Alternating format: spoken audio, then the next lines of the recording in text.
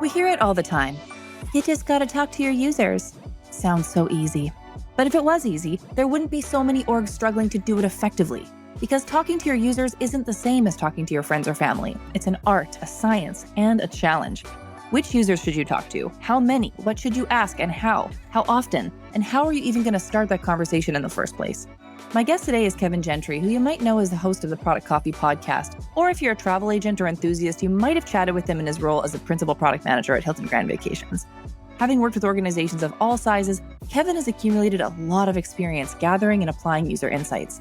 He's also well-versed in the nuances of conducting user research for enterprise, so you'll notice right away that Kevin is super tactical in his approach to this discussion. You'll hear his complete playbook for sourcing user insights, building ongoing relationships with users, and using those findings to make products that truly hit the mark. Let's jump in. Welcome back, listeners. I'm Hannah Clark with The Product Manager, and if you're just joining us for the first time, we're a community of tenacious product leaders here to share the weight of scaling your product. Our members are all SaaS-focused PMs who genuinely love their work and are driven to help others succeed. So if you want to hear more about that, head on over to theproductmanager.com/membership, and let's get on with the show. Kevin, thank you so much for making the time to talk to us today. Yeah, nice to be here. Thanks, Anna. Yeah, so we'll start off the way we always start off. Can you just tell us a little bit about your background and how you got to where you are today? Sure. Been in product for over 10 years now in a variety of different startups and scale-ups and enterprises, starting as a product manager, moving to senior to VP and SVP and head of products of Series B, C's, A's in the last 5 years. Just joined HGV recently as a principal product manager and helping them kind of transform some of their technology, and also started my own podcast, Product Coffee, that we had you on. It was awesome. I live in Denver. I've got 2 daughters, 4 and 6 years old. And I used to be in a metal band. Some fun fact there back in the day. So, Okay, well, I wish I'd known that before. I would. We could have a whole other conversation about that. But today we're going to be talking a little bit about distilling user insights into action, not quite heavy metal. So you mentioned to me previously that it was the book, The Mom Test, that got you really thinking about this topic. And I'm hoping you can give us a little bit of an overview of the book and how it got you interested in this area of your work. Sure. Yeah. So the Mom Test, that was just a really nice distillation of it. I think, man, what was his name? Fitzpatrick might be the author. I can't remember the first name.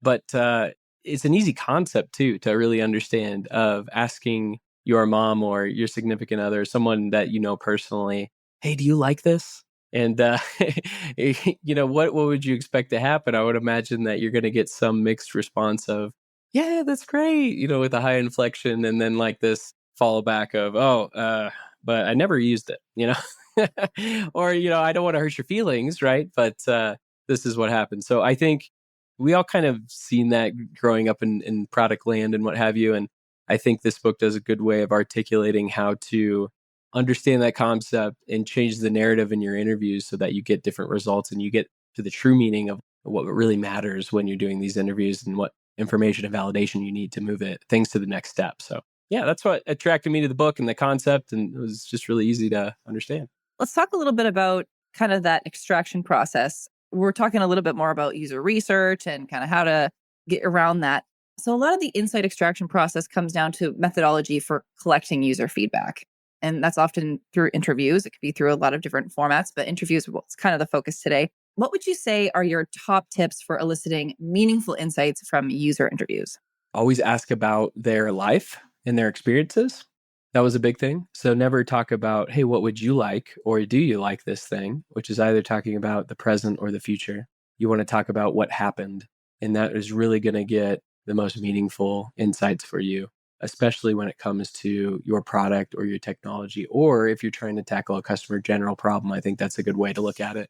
Some of the questions that we'll ask at HGV while we're kind of interviewing some folks is like, hey, last time you booked a vacation, right? Or last time that you traveled. And then you're kind of understanding their experience. And through that understanding, the note-taking, the transcriptions, the insights that you generate as a team, then you can really pull out what opportunities do we have to go solve. We might have things in the hopper that are easily tied to that value, but maybe not articulated, or they didn't realize that it was there. And so maybe it's an awareness play. They don't understand it's there. So how do we go and fix those things? If it's a new problem or an adjacent problem to what you're dealing with another customer, it could be a nice way to say, well, why don't we repurpose that same solution for their needs to see if that can solve that as well? So it's a nice way to kind of write down those insights, the transcript, the understanding, and then share and ideate on the opportunities that you have as a team to go and fix that. I'm curious about some of the key challenges that you're facing when conducting and applying user research, and specifically coming from more of an enterprise environment, or some of the challenges are a little bit different from some of the startups and scale ups that a lot of us are working at. Yeah. Oh, yeah. So much different. I think at any enterprise, you're going to deal with some level of protection over the customer, which is warranted in some way and also very challenging as someone that is trying to bring a UX practice to an enterprise organization. I wouldn't be alone in saying that. I've come up with a few stakeholders saying, nope, you can't go talk to my customers, or you have to come through me to go and do that. And talk a lot about the unencumbered access to the customers is so crucial for product innovation. And so some of the challenges that we've come across is just there's a lack of trust between those departments where, hey, I don't want you to ruin a sale. I don't want you to tarnish a customer experience. I don't want you to tell them that we're going to deliver something that we're not, or what have you. So there's all this anxiety and lack of trust in that handoff and that exchange of how do we build that direct connection with the customer. But then when it does happen, it's awesome. It's amazing for both folks and they enjoy it and they love it. Now, how do you get to that point, I think, is really hyper specific to the scenario and the context and the people. How do you build trust? That's one piece, right? And to build trust, be very transparent and clear about why you're wanting to go and do this. Why does it make sense for you and your organization? And how you're going to put it into practice. And furthermore, you don't have to necessarily go through your enterprise or other departments to get to a customer. A customer doesn't have to be a customer of your product or your company. It can be someone that fits that persona description. It could be a friend. It could be someone on LinkedIn. You can look up and say, hey, I'm looking for HR specialists in Denver region. And I'm sure you would know somebody, or you can find someone that is 1 to 2 steps removed from it that can make an intro. They don't have to be using your solution, but you can ask them things that is relevant to helping you solve the problem in your area and start to build that repository of insights. So then you can take that ammo, talk to a stakeholder and say, hey, look what we've already gotten from this type of interview. Here's the output. Here's how we put it into practice. And you can kind of show that because of that, those insights and those interviews, we've been able to make these strategic moves and have this outcome, right? Or at least be able to tie that story, that narrative together so that you start to build trust. They understand that you don't have any malintention, that you know what you're doing, right? And sometimes we don't, and that's okay. But I think recognize that. And if you're in a situation where there's no trust, how can you build that trust so that it becomes that delightful experience that they got your back? They're like, yeah, absolutely. I've got this person. Like, whoa, we don't need all of them. Let's slow down, right? And so I think that's the easiest way to kind of get some things moving. And one other thing on this is the continuation. We talk about continuous discovery habits. So thinking about continuing the chain of interviews as you go through and having a good system and practice in place to then pipe out that transcript, get the insight, be able to share that out with a team, do the next one. So where do you put this information? Where do you document it? Where do you share it? But what I'm talking about continuation is at the end of every interview, I usually ask them 2 questions. It's around the customers. I'll say, if we have a solution to your problem, would you be willing to give us feedback and test it? Every time they've said yes to me. So I have a knock on wood. I maybe haven't talked to enough, but no, I think for the most part, if you hear them out for the whole hour or 30 minutes that you interview them and you say, hey, if I have a solution to your problem, they're going to say yes. And then the other thing is, can I reach out to you if I have any other feedback or follow-ups? So now you're starting to build that close relationship with the customer that you can continue. The other one, especially when it comes to external customers and you're trying to reach more, is there anyone else that I can talk to about this challenge, about this problem? More than likely, they're going to have someone in their back pocket, and it does the grunt work of having to go and source these candidates up front for you. So you can keep that train going. Think of those kind of ways, but yeah. Yeah, that's awesome. I really like the prescriptive advice for how you can kind of run those and build those relationships and nurture them so that they become mutually beneficial in the long term. So now that we've kind of talked about developing a process and kind of executing on a process for gaining user insights, what does the journey look like when converting those user interview findings into functioning products? Yeah. It's so ambiguous and vague there. It can be specific depending on how you approach your interview process, because you can go general discovery and you can just boil the ocean to understand customer, understand like market problems generally. You can be very specific to say, and I think you'll get better results in that way, to say like, hey, when you did this, what did you do? And then you have a specific area of focus. So it really just depends on the nature of that interview. But I would say if you get specific, let's go down that scenario. If you get specific and you get that insight, you have the catalog, you usually start to see patterns around like, so far, what I've seen is maybe like 4 or 5 customer interviews. You start to see patterns of like, oh, it seems like they're all complaining about this part of the experience, or they all have issues trying to, accomplish this task. You start to kind of find those patterns and start to correlate these things. I wouldn't stop those interviews because that's only going to further build that repository of knowledge. There might be probably a limit because you want to switch over to solutioning. And so with that, a user research repository in like a Confluence database where now everyone has access to the same information, including the transcript. I mean, I love Gong if you've used that before. That one's pretty slick because you can just do a site-wide search and kind of find that specific video and terminology there, which is really nice. But if you don't have the luxury of that and you have like a transcript, or you're kind of working at an enterprise organization that hasn't adopted to modern tooling, then be scrappy with it. Try to get the transcript though, because it's going to give you some really good insights. So you put that in the repository. And then what I have found is that you need some distillation and summary of your findings. And so you need to be able to kind of like, all right, we've interviewed 12 people. Here's what we've learned. And so there's like a point in time where you share and distill and reflect on that information. And you can decide, does that aid in your strategic efforts or not in the product strategy? Or does it aid in a specific effort strategy? And you can start to make that considerations. What I do with that is then after we share that with the PMs or whoever we're in the context, the PMs will then use that as considerations when designing the solutions, right? So, oh, well, we know that they came up to a challenge on this specific blocker. So then we need to be able to help them with that, or at least not ignoring it, right? So when we come back to them with a solution to test, it's like, well, I told you I had this issue. Like, why this doesn't solve that? And then there's like this disconnect and like, hey, you didn't really listen to me. And so you have to incorporate that as like constraints in the design over how you're designing your product and solution for your customer. Well, so once you've built that functional prototype and you're able to get some feedback on it, do you have a playbook for how do you kind of maximize that next round of feedback? Make sure that you're being as efficient as possible with those relationships, getting the best feedback that you can and actioning that as quickly as possible so that you're able to ship it and start to, see the returns on that. Don't think of it as like a pipeline where we're trying to be efficient and getting things done as quickly. Like I would say, look at this as like a co-building experience with your customer. This is someone that you're actually solving a problem for.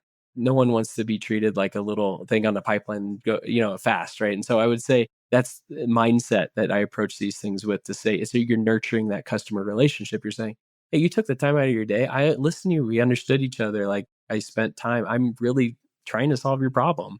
Yes, I have business goals and what have you, but the whole idea is building something that they're going to use and value and buy and purchase, right? It's going to drive business value. So you have to take all that into consideration. And I think a nurturing kind of relationship with them is really important, of that mindset to have. What I usually do at that point is I do that pre-prototype. We go back to the team, we come up with some ideas and how we could solve it. Then we even say, hey, here's what we're thinking. What if you had a way to go and do X, Y, and Z or something like this? And you might be able to get some value there. There's some exchange that you're still nurturing that relationship. You're closing the loop. It's not going to take them 2 to 3 weeks to come up with a prototype to then finally reach out back to them and say, here's where we're at. It's that constant communication, that nurturing relationship, the co-creating together. So they feel like they're involved in the process, which is kind of neat for them too. And so there's some of that you have to do. With the prototype itself, usually, Figma is so slick these days. I love that as a prototyping tool. You can build one really easily, even at high fidelity or mid fidelity, and send that off to them, or not send them off, but unless you have some sort of tracking way. But I usually like bring it up in a conversation with them, and so I'll say, hey, let's look at this, or I'll send them the link while we're on the call and have them walk me through it as on the screen share to say, all right, well, here's what we got. Here's the solution. I'll say, just go around and poke around and see, can you go and accomplish this task, and see what happens.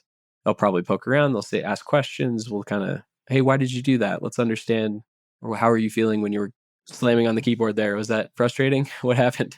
So you're better understanding those things, right? And you're already getting feedback that kind of dives into another iteration of your prototype so that it informs the next dialogue that you have with the customer. So what happens next, right? What happens when you have this dialogue with a customer and you're starting to iterate and tinker and you have something that is valuable? What you start to notice in these interviews is something called pull. It's like this inertia. You're like this momentum. You're like, oh, when can I have that? When is that available? Like, come on, hurry up. They're kind of like jokingly frustrated with you, right? Like, oh, this is so cool. Like, I can't wait. I can't wait. Let me know. Let me know. And they're pinging you. So once you feel like you're getting some of that, you can only do that with a handful of people, right? There's only so much you can do with this nurturing type of relationship. So up front, it is so important that you get the right people in that group of folks that you're iterating with. And those are kind of like, I think Jeffrey Moore talks about this in Crossing the Chasm, but the innovators, right? The people that are kind of hacking together Excel spreadsheets and no code tools to do the job, but like they're really invested in having a solution here. Or people that are frustrated that have bought things over and over again because it hasn't solved their problem. Those are the people, right? Those are the people that you want at this stage because you're going to co-create with them. And so now that you're in that stage and you're kind of tinkering and you start to feel that pull, and again, it's a little bit of a feeling. I mean, it can't be as quantifiable. I mean, maybe you could, but to me, it's a little bit more of a mix of art and science. So this is the art feeling of it, right? That kind of emotional pull that you're getting from these conversations that you have to get by like talking to customers, right? You have to get out of the computer and start talking to them. You can do it in the computer nowadays. But so let's say that you start to feel that pull. Now, what I do is that next evolution of product maturity or iteration is to start think about, well, great, I have this, now what? Well, let's start to piece together some value propositions, maybe some words around what this thing is, the use cases, the benefits. I'm sure that changes over time, right? It should. Then if you have a really concrete kind of idea, or at least a general idea of what this looks like, start to publicize it in a way that starts to attract other users, maybe potential testers, right? And would do this by having in-product surveys, right? You say, hey, we're testing this thing. If you're interested, let us know, right? Or, sign up for early access, right? Or join the wait list. You'll see all those kind of landing page kind of things. I love landing page design. It's great. Like I would say focus on building one of those things out, even as you are kind of iterating. So you're iterating on the product while you're building that landing page for intake. Framer, great tool for doing that. Let's say you have that. Cool. So now you're getting that pool of interested people. What if you're not reaching them? And you start to think about your go-to-market approach. So now you're already thinking this holistic product management as you're kind of evolving and iterating. So now, okay, what channels are they in? The innovators are here, but where's the next level of the market? Are they on social? Are they on Instagram? Are they on LinkedIn?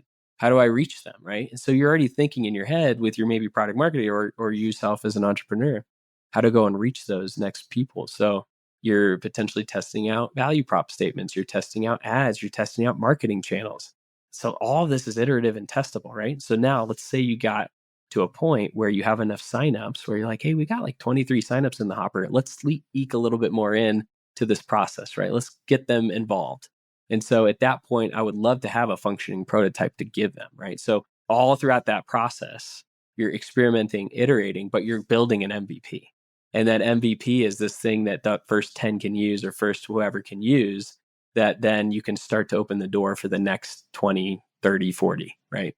And so once you have that MVP, then there's going to be a percentage of those signups that actually use it and are active and are giving you feedback on it. And you want to keep that momentum going. So it's almost now becomes a little bit more of an art and a science where you kind of see, was the ratio of people that are users and active, is that okay for the stage of where we're at? And maybe it's not, and you need to continue to iterate on the feature set and the value prop until you're comfortable letting more folks in. Like it's like aperture and stage gating process where you're like, yeah, it's almost like an art and a feel, right? It's very hard to kind of put your finger on it, but you got to kind of keep a pulse on all those considerations as you're scaling your product for your customer base. It's really going to get you something that customers love when you go to mass market, right? Don't just jump ship and just flip this thing and say, hey, we solved it for 10 people. Let's go out wide and do you get a newspaper ad out? No, no one does that anymore. Billboard, I don't know. No, TV. But so that's kind of how I think about it as the next stage of how you would approach that evolution of it, if that makes sense. Yeah, absolutely. I feel like this conversation has been almost like a free product coaching session. I can just picture people at home just taking notes frantically while you're speaking. This has been really great. And I really appreciate all of the really prescriptive, very specific examples and pieces of advice. And, here's what you got to do. So thank you so much for sharing all that, Kevin. Where can people follow your work online? Where can they find you and hear your podcast? Product Coffee Podcast, that's the podcast. So you can go to productcoffeepodcast.com and you can listen. We usually put out a show a week on that. We'll have leaders like Marty Kagan, Teresa Torres, and other just acting product professionals. And Hannah herself is on the show. And so folks like that. And then you can find me on LinkedIn. I think it's just linkedin.com/Kevin Gentry. I think. I'm not quite sure, but I'm sure you can find me somewhere like that. I'm doing consulting as well. So there's abstractiondesigns.com where we kind of help folks with all the things I just talked about. So if you're interested about that, reach out to me. We can talk about it. Awesome. Well, thanks for the freebie and I really appreciate your time today, Kevin. Thanks, Hannah. Thanks for listening in. For more great insights, how-to guides, and tool reviews, subscribe to our newsletter at theproductmanager.com/subscribe. You can hear more conversations like this by subscribing to The Product Manager wherever you get your podcasts.